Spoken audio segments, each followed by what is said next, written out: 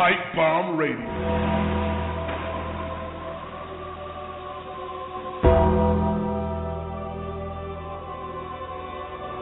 What? With your hosts, Felix Olmedo and Austin James.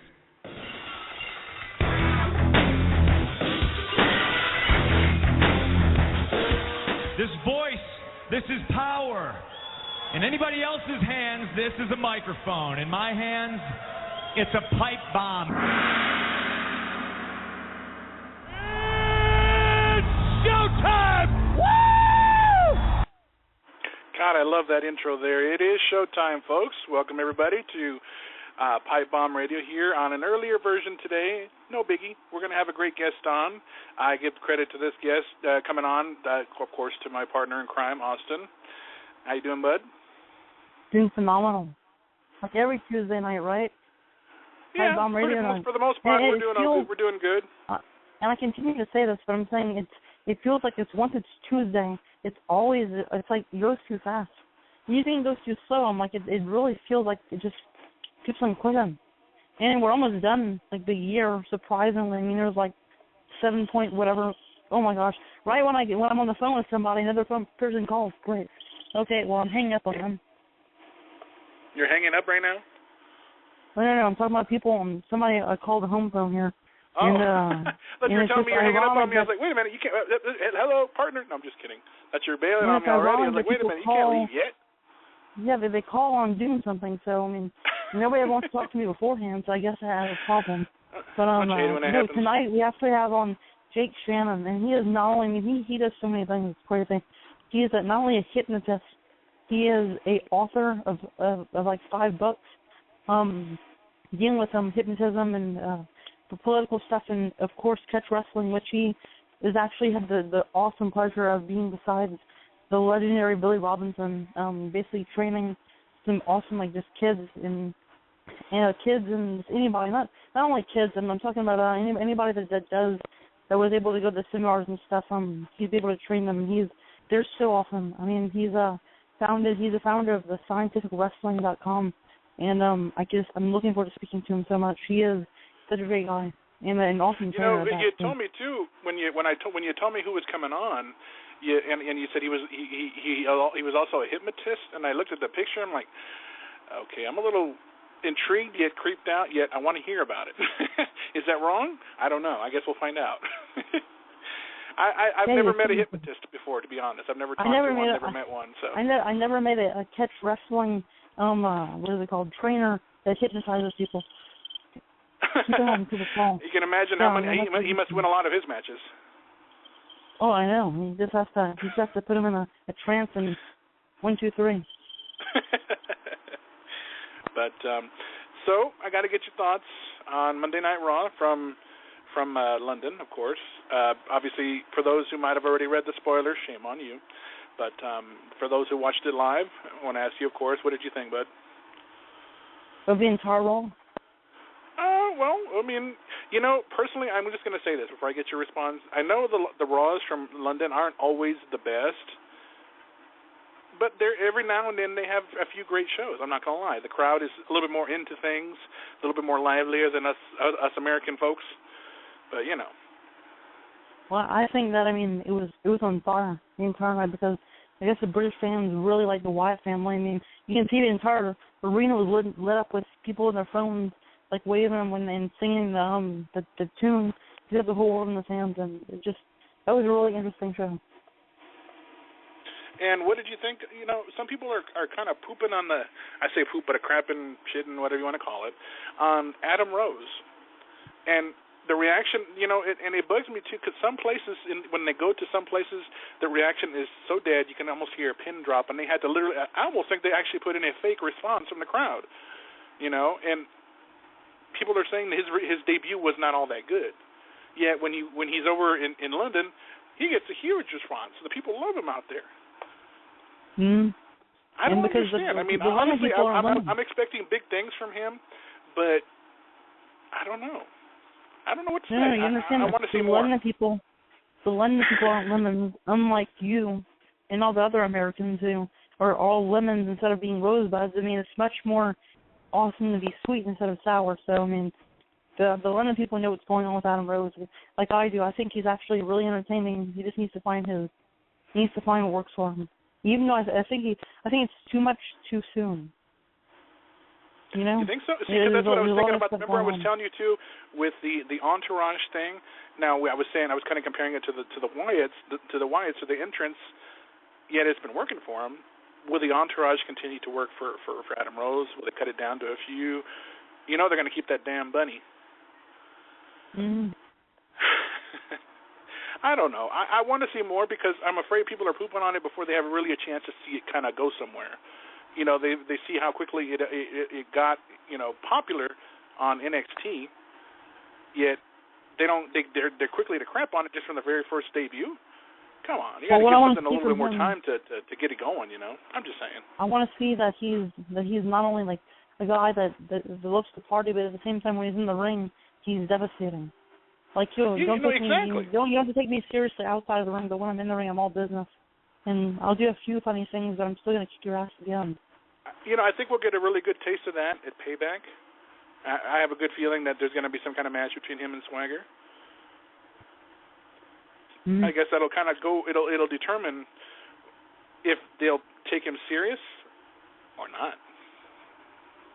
I don't really know what to say. Actually, I know this is kind of off the side here, but Alicia Fox. I have no clue what she's doing. I'm a huge fan of her. You read my mind. I know. I'm like she. I think after she loses, she goes around the ring acting crazy. She stands on the barricades and takes this guy's thing out of her hand, things like a Coke or something, and pours it all over her face. I'm like, oh my gosh, what if he's spinning or something? You wouldn't know. You drink it. I mean, that's crazy. And she's acting crazy. I think she's trying to find something that works for her because over the years, honestly, she hasn't. I think the issue with Alicia is they're wanting her to step it up a little bit because she's rarely on TV. She's more to SmackDown, to Superstars, to NXT. You rarely see her on Raw, rarely. You know, and they want her to step up her game. You know, because I'll put it to you this way: it seems that the way the girls are really getting themselves out there more is by putting them on the Total Diva show when it's apparently now Rosa Mendez is going to be joining the cast in season 3. That'll be crazy. But you know, let's call it Big Shannon. Yeah, let's give him a ring a ding ding. And see what ring a ding ding. Whoever says that, I don't know if anybody says it anymore. But let's see. You know what? Don't make fun of me because of my age. I say things that younger kids don't say. But then again, you're more of an old fogey than me. Anybody who's ever talked to Austin knows he's an old fogey. And yes, I did call you an old fogey. Here we go. We're calling Mr. Shannon. I love that. Shut up.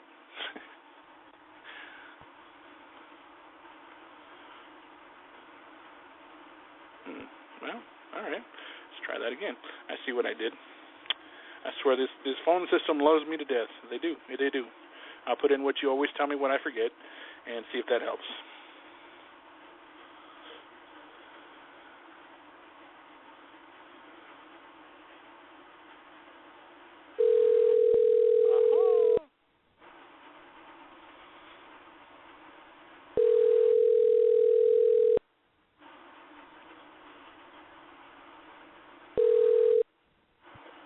This is Jake. Hey, Mr. Shannon, this is Felix in Austin from Pipebomb Radio. How you doing, sir? Good. How are you, Felix? Good. Got Austin here with me. Hey, Mr. Shannon, what's up? Oh. Hey, Austin, how are you? I'm doing amazing. You there, Austin. I know I've been looking forward to speaking to you for such a long time. But as I remember watching, because just doing jiu-jitsu and just watching the videos that you and Bill used to do were awesome. Oh, cool. Like just seeing how insightful it is and so, I mean, I want to start off it's crazy stuff, man. I know, but it's awesome. It works. It really does. And I want to ask you how you actually got started, and kind of give the backstory of how you got started in catch wrestling, like being interested in that subject. Are you guys ready right now, then? Absolutely, yeah. Well, I got started in catch wrestling my interest really in catch wrestling started in right around 2000 or 2001. And that was when Kazushi Sakuraba was kind of cutting through all the various members of the Gracie family like a hot knife through butter. And I had done jiu-jitsu at that point for a few years. I had gone to the UFC while I was at University of Colorado in Boulder in about 94. I think I was at the second UFC. And so I was always very excited about MMA and the Gracie style of grappling. And I did it for a while, and it was great and fun, but it just didn't suit my sensibilities. I had wrestled when I was younger, and I just was like, yeah, okay, it's cool. So I did it for a number of years, and also it was very expensive. But when I saw Sakuraba start just demolishing the Gracies, it kind of really reinvigorated my passion. I was doing indie pro wrestling. I had quit jiu-jitsu for a while and started doing some indie pro wrestling. And when I saw Sakuraba doing that, it blew my mind, because here's this guy who's billing himself as a pro wrestler and just cutting through all the jiu-jitsu guys, which at that time were the most dominant. So from that point on, I started researching and trying to figure out everything that I possibly could about Sakuraba, and all the roads always seemed to lead back to Billy Robinson and catch-as-catch-can style of grappling. And so I started doing more research and more research. There wasn't much out there back then. And so, long story short, I ended up becoming friends with Carl Gotch, mostly through telephone calls and correspondences and things of that nature. And there's a long, he gave me his last interview. It's on YouTube. And I was able to meet Fujiwara through Carl, and then kind of the ball started rolling at that point, and I met Josh Barnett. Josh Barnett introduced me to Billy. This is probably around 2006, 2007. And then from that point on, Billy had decided he wanted to move back to the States to be closer to his son, who lived in Little Rock. And so Billy and I decided to just we hit it off, and I kind of became his right-hand man or whatever, and we toured around the country and the world giving seminars, with him being really the one teaching. I mean, the guy was a genius when it came to grappling, but his body wouldn't work so well. So then I was one of the few people, I think, that could kind of understand what he actually meant, what he wanted, and that was my real value add in that relationship. And so I would kind of help him in the coaching, and it just worked very, very well. And we did that until his passing about a couple months ago in March.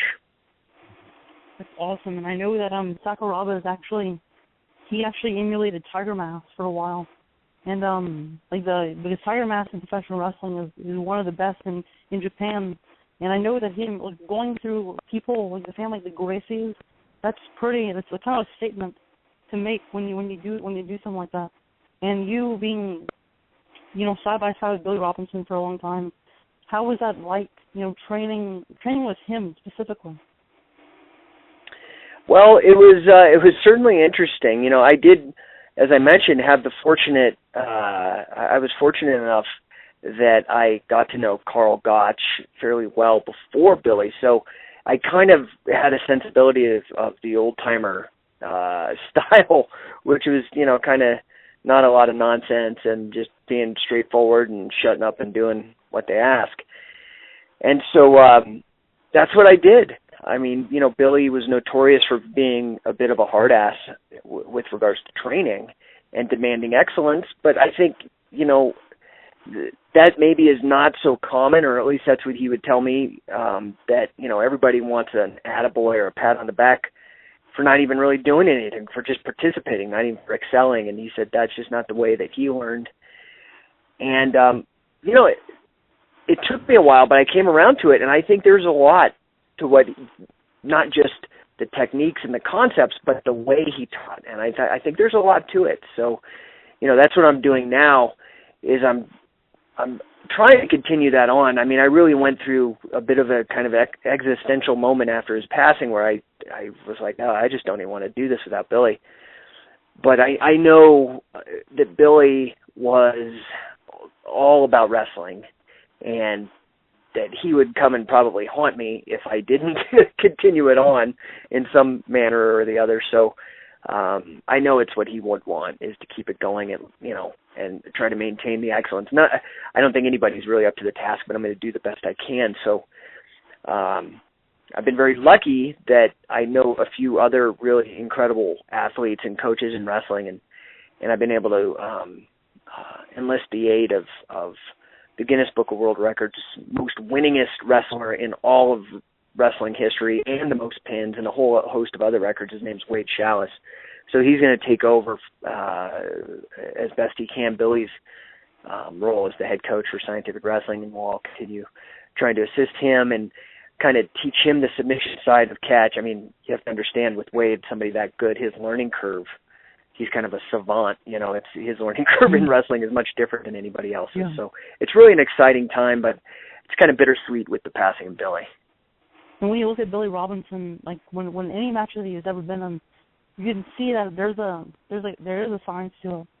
That's a science. Catch wrestling is science, and you're looking at it and seeing there's a reason to do this and that in order to get to to somewhere in the end in order to finish something. And I want to ask you, did you actually train with it? Did Billy train you? Like, how did you and him get to become like partners? Well, so when he was in Japan, and Josh Barnett connected he and I via email, did an introduction, and I said, hey, do you want to come out here and do a seminar? I think I could get people to come to the seminar and learn, because I knew that I wanted to. And my whole approach to Scientific Wrestling, which is my company, scientificwrestling.com, my whole approach to it is the only reason it exists is because I was looking for something and it wasn't out on the marketplace. So I was like, well, screw it. I might as well create it if nobody else has this. And so there was no real, authentic way to train with these top-notch guys at that time. And so it was great. I brought Billy over and we did some seminars and, just learned from him. And I kept bringing him over and over and over and over and over. So, since 2007, training with him just time and time again and having him make little corrections and do this and do that. And so it was kind of just a long, steady process of just, coaching and coaching with him and being coached by him. And it was 7 years total by the end. Now, going off the side for wrestling for a second, we wanted to really get into this and feel sure that you were a hypnotist. We were like, we never heard of a catch wrestling trainer who like the hypnotist stuff. How did you get into that? Like, how do you get into hypnotism? Well, when I was young, I just turned 40 this year. Well, I'll be 41 in July. But when I was younger, when I was 15, I was diagnosed with a form of cancer known as Hodgkin's lymphoma. And while I was sick and going through my treatments and whatnot, the chemotherapy and radiation treatments, my doctor, my oncologist, who, interestingly enough, this is very weird, kind of a serendipity, his name was William A. Robinson. No relation, but my oncologist had the same name as Billy. So anyway, but this is well before I knew Billy. So I'm 15, and to help manage some of the, the pain and to manage some of the psychological issues and trauma or whatever, that oncologist, Dr. Robinson, suggested that I get into hypnosis. And I did, and it was powerful. So I've been involved with it from a very young age. But mostly I used it kind of just for my own, it was almost like meditation, using self-hypnosis and things of that nature. But then as I started studying it and realizing what it really was, and people want to make hypnosis very mystical and magical seeming, and I can understand that, especially if you're an entertainer or something of that nature. And I do that. In fact, I have a grad night party I have to perform at tonight at 1 a.m. But oh wow, yeah. But it really, all hypnosis is an efficient use of language. It's a really great way of using the English language to communicate, and not only with other people, but with yourself. Now, people think it's like mind control or something like that, and it really isn't like that. The best way to think about it, for example, I'm going to do this stage show tonight. I do a comedy hypnosis show called the Social X Show. And think of it this way. If I have 100 people, out of 100 people, about 10% are what are known as highly suggestible. Well, at a hypnosis show, I can make that look crazy and mystical. But if, let's say, I have a movie like Star Trek, and I invite 100 people to go see this movie, out of that 100, 10 of them, 90 of them will be like, yeah, it's a cool movie, whatever. Maybe they'll talk about it the next day. But out of that 100, 10 of them, the highly suggestible, will start speaking in Klingon and start going to conventions and start doing, LARPing and things of that nature. So this highly suggestible nature, it kind of plays out in our everyday life. We just aren't really looking for it. Whereas at a hypnosis show, you're really trying to leverage that. So, and I don't know if this makes hypnosis more mystical sounding or if it makes books more mystical or one, demystifies one or the other. I don't know. But, being a good hypnotist is just like being a good writer. If you read Stephen King or, one of the Harry Potter books and you're really into it, it transports you to a different world. And that's all that really is happening. Wow. And speaking of I wanted to talk about really quick about your book. I was just talking to Austin about that. He was just telling me how amazing your book is that you wrote, and then he was basically telling me to buy it. I needed to get it, read it. If I'm any kind of a wrestling fan, I need to read it. I said, okay. Well, what inspired you to want to write that book? Well, I had written, my real first inkling in getting into catch wrestling was that while I was on that search trying to find more and more catch wrestling stuff, I couldn't find anything new. And the only thing I kept stumbling on were these old wrestling manuals from like the 1800s and showing little old pictograms, like instructionals of did various holds and stuff from catch wrestling. And I was like, wow, this is so cool. It looks just like UFC, but back, in the post-Civil War era, pre-World War I era. This is so cool. And so what I did is I went and because all of those books, when you look at copyright law, before a certain date, they all are in public domain, which means anybody can can copy them and then resell them. So I was like, well, I know I'm looking for these, and I spent a fortune because they were all antique books and stuff. And I said, I can maybe recover some of my losses, and I know there's going to be other people who want this information, and they just either don't know where to look or, whatever. So I started scanning them and putting them into book form and making these giant encyclopedias where I'd put like 4 or 5 of them together in one big book. And so those were really the beginning of these books that became Say Uncle. And I would write little essays and whatnot in between the books and do interviews with people like Fujiwara or Dick Cardinal or Carl or Billy or somebody, And eventually those books, they were all self-published. I was like, well, this is cool, but I'm going to see if I can actually get it published by an actual independent publisher, ECW Press out of Montreal. And so I just put together a book proposal, and they liked it. And so not only did they publish Say Uncle, which I think that came out in 2011, and for over a year, I would check it on Amazon, the rankings and whatnot.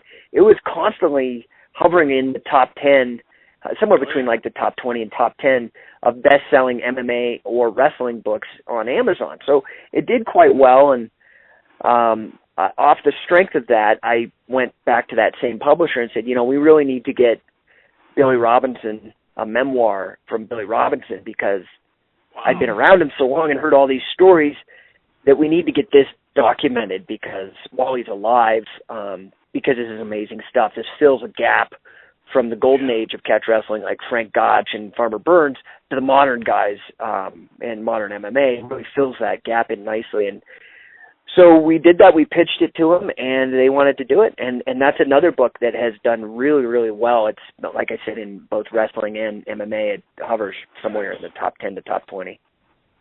And like I was saying, the Say Uncle book, when I read it, I'm like, this is so phenomenal, and I love it so much. But I have to get one of my friends a copy of it too.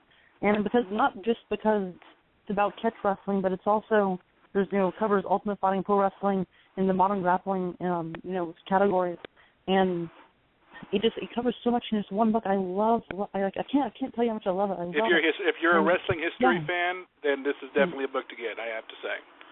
And you actually you can go on Amazon and buy it right now. You can type in catch wrestling on Google, and it'll send you right to it. Like one of the first things that pop up on Google, or you can just go on Amazon and get it. It's excellent. And going to the next thing I want to talk about, you actually wrote a few other books too. You're not only in wrestling and hypnotism, but you're also the politician stuff too.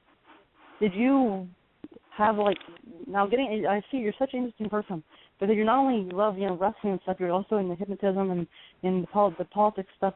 Did you want to kind of span out like you are doing, just doing this and that, Well, here's what I've found. I think when I was young and I was really ill like that, I had another pretty bad illness when I was a child as well. I almost died of gangrene poisoning as a result of a botched appendix operation. And both of those serious illnesses really made me kind of realize that, life is short and you need to really squeeze the most of the juice out of it that you can while you can. And so, I've always just had this real strong drive just to learn and to do and to share things.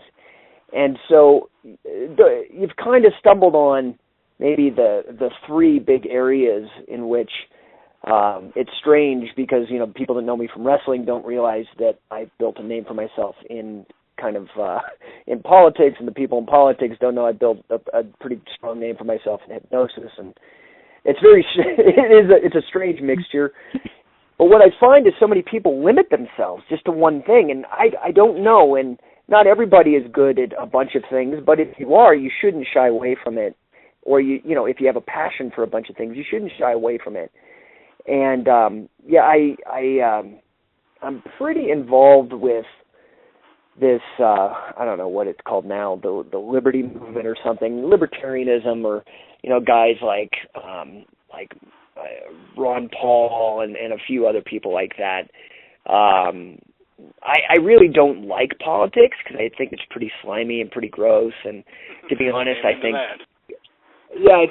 that especially for pro wrestling fans, I look at modern politics with Democrats and Republicans voting is kind of like betting on pro wrestling outcomes. I mean, I look at it. I'm very jaded. I think politics is pro wrestling, and it's all scripted and fake. And so, my interest is more kind of philosophical, more kind of in the tradition of guys like John Locke and that. So I'm just more interested in the esoteric side of things. And so I've written a number of books kind of talking about, rights and liberties and things of that nature. Do you happen to keep up with the current product right now? Any of the other companies, WWE, TNA, Ring of Honor, independent shows? Do you keep up with any or all of that at all? I have to be honest with you. I did some indie pro wrestling for a while. I started in Colorado and with a small independent group called the Central Wrestling Organization, the CWO. And this was after I did the jiu-jitsu for a while. And I wrestled for them. And they knew the promoter there had some friends. Dan Magnus, he was a karate black belt and kickboxing champion from the 70s. He had connections actually with WCW, and because of that, I was able to meet Sonny Ono, and Sonny Ono actually sent me out to Ultimo Dragon's camp in Mexico. Wow. Yeah, it was really cool. And so I was able to train with the guys from T2P, if you ever follow that Toyamon stuff. And I went out there for about a week, a little more than a week. And then when I came back, I got booked. The Vans Warped Tour in 2001 had a Lucha Libre kind of comedy act. Lucha Vavoom is kind of a ripoff of this original act that I got booked with. It's called Incredibly Strange Wrestling out of San Francisco. And it was kind of this hybrid punk rock Lucha Libre comedy show. And anyway, I got booked and went on tour with the Warped Tour with them across the United States in 2001. And that was right at the tail end of that. That tour kind of broke my will. I decided at that point I didn't want to be a pro wrestler just because we were wrestling 2 shows a day in the hot sun and then driving in a bus overnight and getting crappy sleep. And I just was like, man, that's a hard way to make a life. I don't think I want to do that. And that's when I kind of decided to get out of the pro wrestling. That's when I really started getting into the catch wrestling, because of Sakuraba was right around that same time. So I don't follow it too much now. To be honest, I don't even follow MMA that much, to be honest, anymore, unless it's somebody that I know is fighting. Yeah. Like mostly Josh Barnett. He's been such a huge supporter of the stuff that I've tried to do over the years, and guys like Neil Melanson, who used to be the head grappling coach over at Extreme Couture.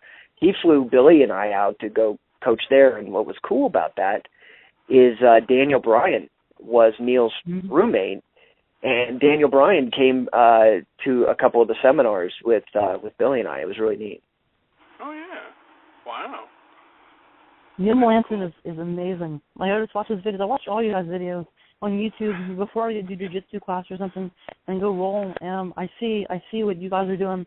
Then I'm like, how do they think of this stuff? It's amazing. Just how I'm not gonna name specific moves, but the way you and Billy interacted with each other. You were mostly helping when Billy couldn't really you were kind of like initiating things.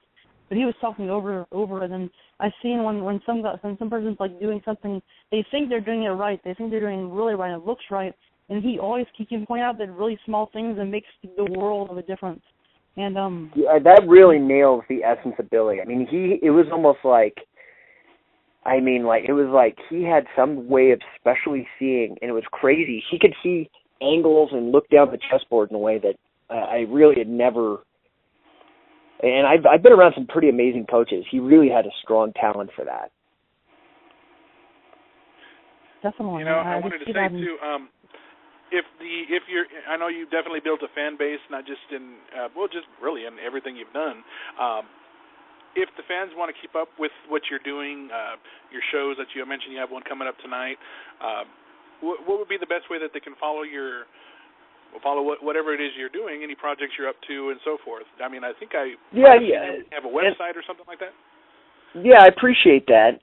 Probably the best, easiest way, the site hasn't been updated in a couple of years, so I need to update it, but just my personal website, jakeshannon.com. If they go there, it has all the links to like my Facebook or my Twitter and that kind of stuff. And so I'm pretty active on social media. So if they go to jakeshannon.com, then they can find some of the other things that I've been doing. But probably if for fans of this show, the 2 sites that they probably would want to check out the most, I guess, would be scientificwrestling.com, where we have, instructional videos, we have DVDs, we have training camps. And then the actual training camp that we do, where if you want to learn real catch wrestling, and we do have people, top-level MMA guys, top-level grapplers, top-level pro wrestlers, and then guys who are beginners at all of those things, from the top to the bottom. And that's at certifiedcatchwrestler.com. Awesome. And you guys need to check out definitely Jake's website. I don't know who designed it, but when you go on it, it's amazing. And I don't know if it works on the phone the same way, but it's like the Flash player and stuff. But on your website, who designed that? Yeah, I found a web designer to do that. The jakeshannon.com, is that what you're talking about, Austin? Yeah, it looks awesome. Yeah, they did a really good job. I'm very happy with it. It needs to be updated because I've done a number of projects since it's been updated. But it is Flash, so yeah, sometimes it won't work on like iPods and things of that nature. Now, do you have any seminars coming up, or are all the dates up on the website? Well, we're going to be in New Jersey for the weekend of, and boy, you'll have to probably go to the website. It's either first or second weekend in June to do a training camp. So we do have a couple spots left for level 1 people. We have 3 levels before you start working into assistant coach. But we do have a couple level 1 spots open. And again, you can check that at certifiedcatchwrestler.com. And then we have our European training camps in September, and then we'll probably have another camp before the year end in, I'm guessing, November. We haven't set a firm date, but it'll probably be November in Salt Lake City. Awesome. I'll definitely want to welcome you back in the future sometime, because I really like talking to you. And just before, like I was saying, before I do any jiu-jitsu stuff, I always watch your videos of you and Billy. I mean, you guys are an awesome tag team. You know, doing training the guys and stuff. I love watching your videos. And I just thank you so much for coming on. You know, thank you so much. Hey, I really appreciate you guys. Best of luck to you. It sounds like a great show. We appreciate that very much. And anybody who's definitely keeping up with Jake Shannon, check out his website, as he mentioned, folks. Mr. Shannon, on behalf of Austin and myself, we thank you again for coming on. And as he said, we'll look to see about having you come back again in the very near future. Thank you, guys. Thank you so much. Have a good night, sir. You too. Well, there you have it, folks. One and only Jake Shannon. I pretty much let Austin take the steers in the show tonight. If you haven't noticed, I was watching. Stayed to the back and let him run with it today. You definitely you were prepared with your questions, so I kind of just stayed out of it and put my 2 cents in when it was needed. And that's. Oh no, I never. I'll tell everybody this. I never can't even say words today. I'm mixing up. Spit it out. It's just me. Relax. I can't. I never prepare questions. I've never done that, even with the highest level people, you know, with like Bruno Sammartino and stuff. Never prepare questions. Prepare questions ever. I kind of go up the cuff, but usually I'm really interested in talking to somebody, and I'm really interested in what, you know, who he is. I have a lot of questions, just, you know, like that, just coming out. And because I love Jake Shannon. And if you need to check out his videos on YouTube, you just type in Billy Robinson, Jake Shannon, and you'll see. And anybody interested in jiu-jitsu, kid wrestling, professional wrestling, even. You know, like we had on Chris Jones, who's actually trained with Billy Robinson before he passed away, and really influences his technical style in professional wrestling. I mean, this isn't just for MMA guys. This is also across the board. These guys can really help you learn some amazing moves that you will never even have anything of thinking of. Especially with Billy Robinson, he is probably the most intricate trainer you can ever watch in your entire life, and he rest in peace for him, you know. And he was one of the best ever, one of the best wrestlers of all time. And not only in professional wrestling, but just across the board. He's awesome. He's been across the world, and he's I can't say when I don't have any words to say that I really respect him. So what you're saying is you had a good time tonight. Definitely. I think it was enjoyable to listen to a different aspect, to more of the history than anything else, and with a little twist of other things that he does and so forth. For the fan of the older wrestling, the catch can wrestling, if you will, and the shoot wrestling and so forth, this is definitely a show for you guys. I mean, just if you don't believe me, take Austin's word for it, because if there was anybody, I don't care any age, that knew and appreciated and loved it with more than anything in this entire world, it would have to be Austin. Thank you. And I can put that to the test against against most everybody at the Pro Wrestling Historical Society, with all due respect.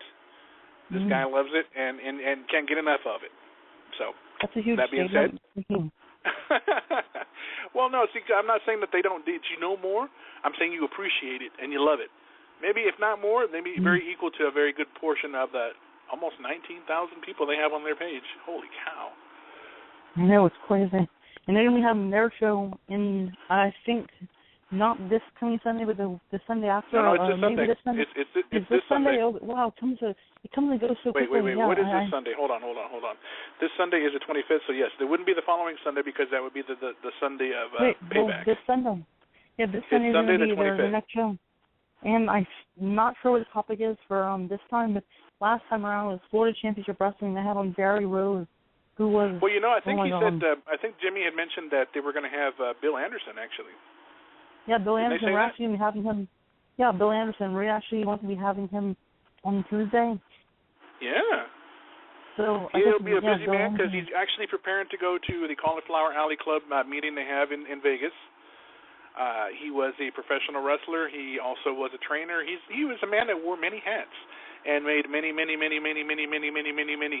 friends, not just in wrestling, but also in Hollywood. You can type in Bill Anderson. You're going to see him with Ultimate Warrior, Sting, Hulk Hogan, and so many others. I can't find a picture where he isn't with another wrestler. Well, you know, there are very few that he is by himself. He takes pictures with all of his students, all of his fans, all of his people that he's met, friends and met. You'd be amazed at some of the pictures we've come across with Bill. He's been everywhere from Japan to Egypt to anywhere you can think of. He's been around the world twice. I really think this would be a fun show, a really interesting show, because you know, his character, the kind of person he is. I heard him many other interviews he's been on, and it just kind of fascinated me that he took part in so many, you know, things and was a part and met so many great people who have either passed away or still with us, and not to mention Hollywood. My God. Mm-hmm. You know, we're finishing out the month of May very, very strong. Yeah, a creative name for May, I think, for next year that we can do is just like this is so cool. I just thought of this, and I'm kind of disappointed that I just thought about this. We should have brought Ken and Dan Savern on in this month with Jake Shannon and a couple others, and called it MMA, like MMA, like the month of May, MMA month on Pipebomb Radio. That would be a cool name. It's a catchy. I just thought that. I'm like, that's really cool. I hope nobody steals it. They probably will. Knowing people. Well, if you're mentioning it on air and they hear it, more than likely they will. However, you know, it's not a bad idea. We've always thought about doing little things where we have a few guests on at a time. As we are still working on one that we've talked about. We'll see where that goes. It's one of our prior guests, and bring the three of them on together. I think you know who I'm talking about, Austin. And but that idea is very intriguing and very possible as long as all their schedules are clear. You're talking about intriguing. I think you can't mention intriguing without saying that we have actually a potential guest. I don't even say potentially anymore. I think it's actually signed, sealed, and delivered. That's going to be coming on Pipebomb Radio very soon in the future. And I mean, this is probably the biggest guest we've ever had the chance of speaking with ever. You know, there's been Bruno Sammartino, Ivan Cole, Black Chick Mulligan, Kevin Von Erich, and the list goes on and on. Make sure you check out pipebombradio.weebly.com to check all the guys out. Kevin Von Erich by far has drawn the most attraction from all of our guests. God. And I'm not saying that to downgrade any of the people we've had on, but my God, you remember. I remember the day. Remember when we had you opened up an event that event page. Oh God, that drove me freaking bananas. I don't ever want to do that again. How many people were doing that? I think it had to be over 300 or something. I mean, maybe even over. Well, it seemed like every time they joined it or they commented or anything, I would get alerted constantly every 30 seconds, and they drove Lisa, who is his PR person, crazy too. She's like, close the damn thing up. My God, you know, but that was intense. That was crazy. That was a lot of fun, though. But the Von Erich fan base lives on more than a lot of fan bases. Speaking of which, they've got a show coming to Galveston in July where Ross and Marshall will be in a tag team match with their dad there ringside. And we've actually got the Pipebomb Radio poster. I'm going to make a catchy name for it so we can actually name the poster and be like, yeah, that's Bob. He's going to Galveston. That's his name. The same as the poster. We're going to call it Bob from now on.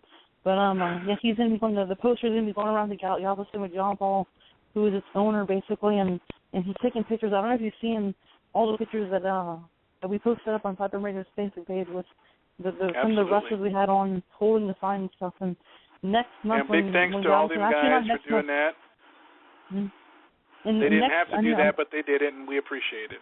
Yeah, definitely. And I think it's next month or next week or 2 weeks away until Galveston show. And not only Chuck Von Erich. No, it's in July. It's in July. Oh, I'm sorry. Well, it's cool. I just want to make sure that we don't confuse nobody. There's also going to be Mick Foley and. Let me put all that aside for a second, Austin. I want to put you on the spot right now. How you came to me with so much excitement, so much freaking. Like you were on cloud nine, like you had so much caffeine that you're never going to get to sleep again for the rest of your life. That kind of excitement over the weekend. What was it like working with NWA? Yeah, I said it. He worked with NWA folks. That was crazy, and I'm so glad to be part of the team now with them. It's just now. How did that come about? How did you get to be part of the crew or whatever you got to do this weekend?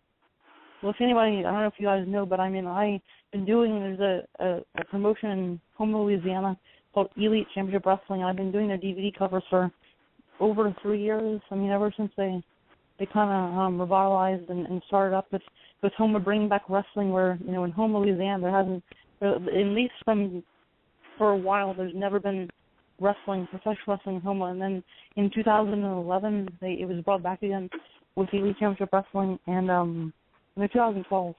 And ever since then, I've been doing their DVD covers, designing them for free. I do it for free. You know, I love professional wrestling and stuff. But so I guess over advancing, or I know you know, and over advancing across the months and stuff and years, he's like David Petrie, who we actually had on as a former guest on Pipebomb Radio. Kind of asked me, like, if you want to be part of the ring crew, I'm like, well, yeah, I'm part of the ring crew, yes.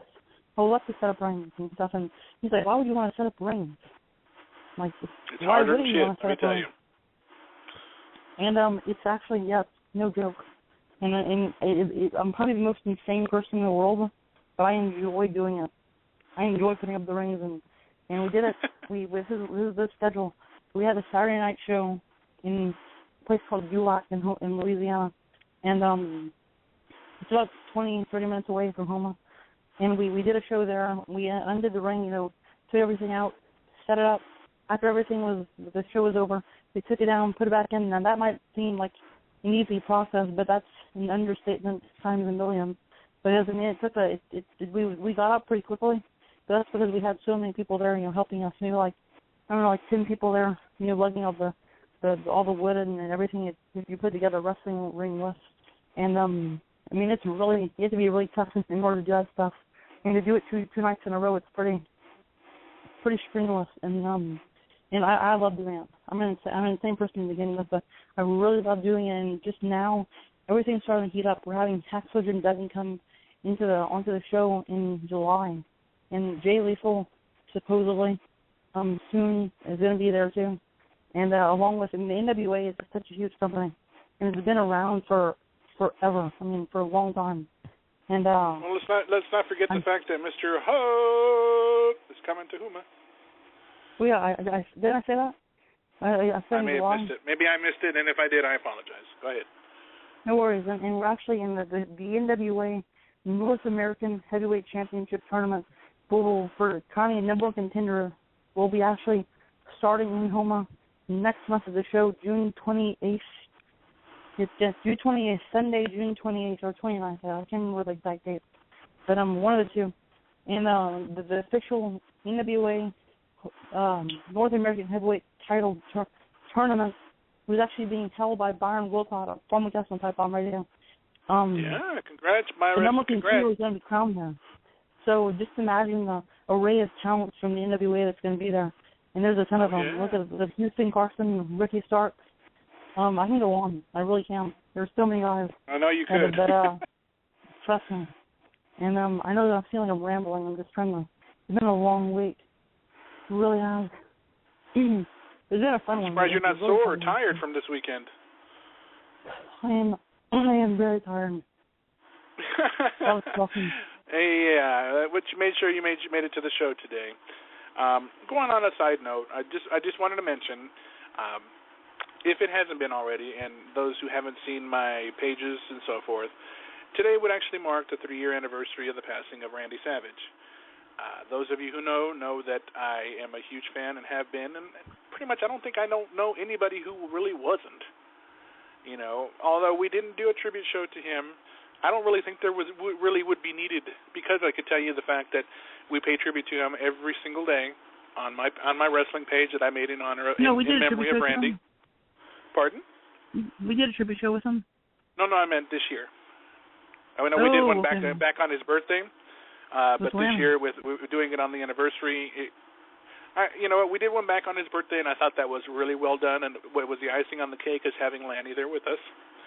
And Lanny is just an awesome guy, and he doesn't get the credit he really deserves. That's just my opinion. The only thing left I'm going to say is I want to thank the Powerful family, from Judy to Lanny to even Barbara Lynn. Thank you for sharing Randy with us all these years. I can't imagine how much losing him meant to them, but I know losing him to the wrestling world was a big blow. A lot of people still are not really Well, they still take it hard. Let me put it to you that way. And like I was saying earlier, I was talking about this on various forms of social media, that if there was an embodiment of a larger than life personality, the definition is Randy Savage. Yeah, very much so. I don't normally do this, but on this particular day, I'm going to do it.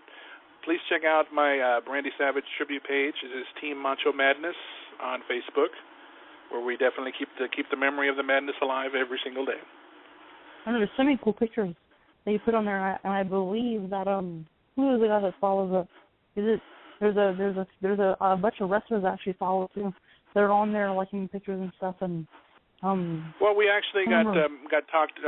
One of our former guests, John Green, the owner of the MCW crew, actually really appreciated the thought and all the dedication we did to Randy. He gave a personal memory saying that Randy was actually a best man at his wedding, and that he would actually reach out and speak with the Poffel family if they would be okay, if maybe he let us use some of their personal photos. Now, I don't expect him to say yes, but if it does happen, very cool. I can't say I couldn't be happier on that. But the fact that people are appreciating everything that we do on that page, it does mean a lot to us. And I know Austin used to work on that page too, so he definitely was there from the very, very beginning. And John Green and Randy Savage kind of have something in common in terms of voices. Their voices are very unique. Yes, they are. Yes, mine, they are. Amen to that. Everybody tells me every single day. I always have somebody come up and tell me, your voice sounds like Barry White. I'm like, I know my voice sounds like Barry White, but I don't like to promote it or something. You know what I'm talking about? They tell you your voice sounds. Are they deaf? Every single day, and it's great. I mean, I love people just come up to me and tell me that. I mean, to be compared to somebody. So they think I sound Barry like White. the squeaky boy? I'm just kidding. No, they think you sound like Tom from Tom and Jerry. That's all right. I have a good time every time I'm on the show. Whether they like me, whether they hate me, whether they like you, whether they hate you, it's all good. I kind of mixed up knowing that this entire interview, it was an excellent interview, but I mixed up my words. I noticed I'm talking about one thing, and I have one thing in my mind that I want to ask Jake, and then I'm still in that mid-sentence of saying something, and I'm like, oh, what, just blah, blah, blah, blah, blah, blah. I mixed up a lot today, but it was still an awesome interview. Well, what you can do, you can save it for next time. Maybe we can get him to come later in the year or something. Yeah, Jake's going to be back here a couple times more. He has a lot to, I know him, he has a lot to talk about. I don't mind at all. He seemed like, what, you can tell in his tone of voice, because he carried himself very well, that he is a great storyteller himself.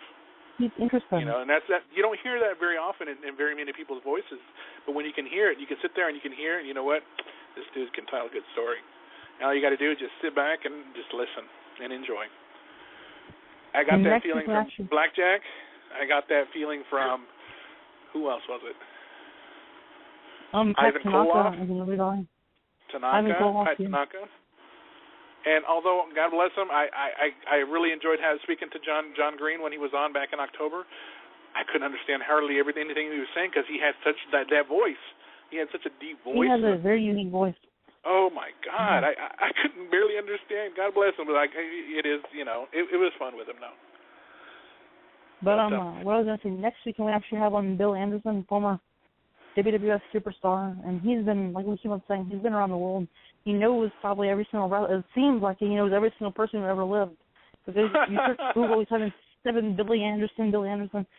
Every single picture you see of him, he's either with a wrestler, like a really famous wrestler like Sting, Ultimate Warrior, Hulk Hogan, or just him and some of his fans. But I don't think you'd even find a single picture of him without him standing next to somebody.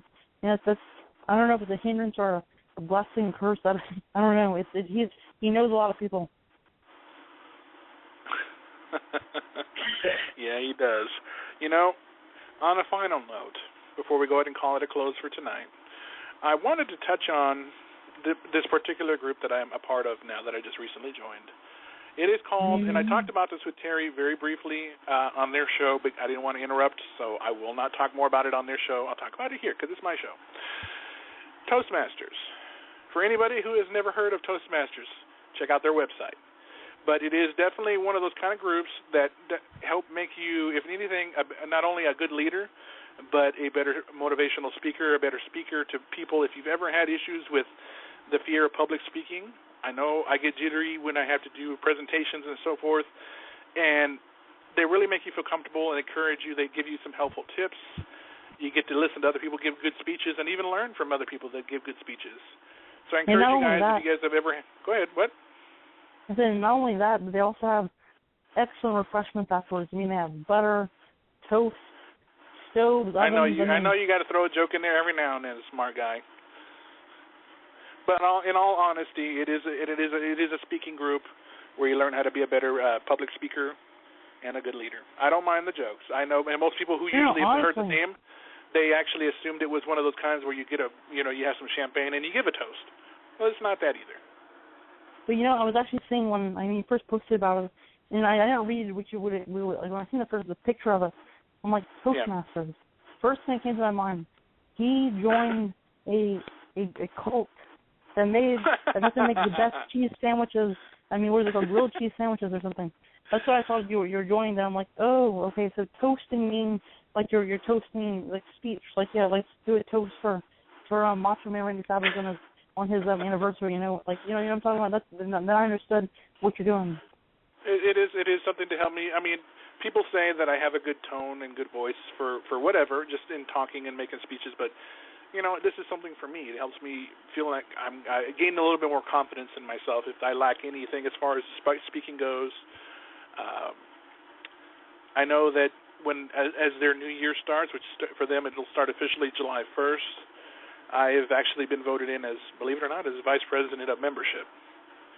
Really? So I'm a little bit excited, curious to see where this will take me, but I definitely want to share some moments each time I get the chance to on the show, let you guys know how it's going, and for those who live here locally, maybe you can come check it out one day. And I'm just saying one last thing. I think you're gonna go far if you don't mention anything about Bo Dallas being a delusional person, because obviously if he's not the delusional because he's debuting on SmackDown this Friday night, so he's probably he's probably has his head straight. That's right. Could it be as dead as the debut of Adam Rose? I guess we'll have to see. No, he's gonna be. I love Bo Dallas like he is my own son. I really do. And you speaking bad about him. Geezer. Oh, and my God, you're such a young man, Austin. You sound like an old geezer. And I'll take that as a compliment, because I'd rather be an old person and be wise and stuff. So let's go with that. And I was saying Bo Dallas is going to change the game. Anybody that has the genes of the Rotundas are interesting characters. Look at Bray. Look at Bo you're Dallas. right. And you know what? I always give him a hard time because, well, it seemed right at first I was kind of sour on him as a heel because it just didn't work for me. Like if he was trying to be a good guy, but he was still booed. You're not booing me. You're a believer or something like you're saying. You have to believe. If you don't believe, then you won't understand him. So believe in Bo Dallas, okay? No, but in all honesty, I definitely have a lot of respect for the Wyndham family, for the Rotunda family, and I know, coming from the blood that they come from, Black Jag, Mike Rotunda, Barry Wyndham, these kids are going to go far. And all of them, if you think about it, they really have interesting characters. And you have Bray, they do, who's amazing. And I'm so glad they did the Bray thing with him instead of the Husky Harris. That worked out so much more better for him. That is the greatest thing that's ever happened to him in his life. And if you see their little sister Mika, you can follow her on Instagram. She's also an interesting character too. And I think it would be so cool to have all of them in WWE, like all the third generation kids in WWE. Well, there's Bray and Bo. But I think there needs to be a little sister, maybe like Sister Abigail or something. That's true. Yeah, I believe I've heard that. Yeah, Blackjack even mentioned her, I think once or twice on one of the shows we had about her getting into it as well. That would be interesting. Yeah. Well, you follow her on Instagram? Because she has an Instagram. No, actually I don't. And, I do remember hearing that name mentioned, though. I don't remember exactly where. But I have heard the name. All of them are excellent. But they come from a great family, so that's probably why. No doubt about that. But did you have anything else, any final things that you want to throw out there? Our website, pipebombradio.weebly.com, for all of our latest up-to-date information on our social media, from Facebook, Twitter, to Instagram, Pinterest, to YouTube. Like I said, we have the YouTube there for those who don't have access to Blog Talk. The YouTube is more accessible to many more people. Definitely check out our shows on either Blog Talk or YouTube. Anything else you want to add? Maybe +2. +2. All right. Fire away. You said anything else you want to add? I'm like +2. What do you get when you add all that? I don't know. I'm not really good at math, but I think that there's Pipebomb Radio on YouTube and stuff, and there's a website, and there's Instagram and Facebook, and you can actually, one thing I want to point out, you can actually go on Pinterest. You can see all of the pictures of Felix's garden. He makes beautiful vegetables and fruit. Oh, Lord. He has a green thumb, if you know what I mean. I mean, he has a green thumb, and you can see all his pictures there. It's pretty inspirational. Okay. Not like you ever really go on Pinterest, but okay. No, I don't. I was lying. I know you don't. I don't go on Pinterest. Nobody else goes on Pinterest either. So, I mean, there's no reason. You'd be surprised, Austin. Really, you really would be surprised how popular it is. I myself am amazed more and more as I see more and more people going on it, using it. But it is what it is, The last time I seen somebody on Pinterest, it was my grandma. Well, let me put it to you this way. Do you remember when we actually had an account we actually closed our Google Plus account because it was pretty much dead? There was no activity on it whatsoever. We get more activity on the Pinterest than we ever did on the Google Plus, if that tells you anything. Crazy. I don't check it. Pinterest says you don't hear about Pinterest. You hear about Facebook and Twitter and Instagram now. No, you're right. You don't hear. You're right. Oh yeah, let's go on Pinterest. Let's go hang out on Pinterest. No, nobody says that. And it's mostly for girls anyway. You're not going to see too many guys in there. I mean, it's mostly a girly website where you post what your cookies after you make it for Christmas dinner and stuff. And it's that type of website that's on. Well, tell me how you really feel about Pinterest, Austin. Jeez. That's how I feel. Yeah, he is Austin, folks, and he's here all week. Yeah, I'm here all week. Oh, well, I think we're going to call it a wrap for tonight. Definitely catch us next week, and don't forget to catch Pro Wrestling Historical Society. I believe it's episode 6 this time, this Sunday night. It's fine by 6 o'clock. On behalf of Austin, this is Felix for Pipebomb Radio saying keep your feet on the ground and keep reaching for the stars. Good night, everybody. Good night, Austin. Good night.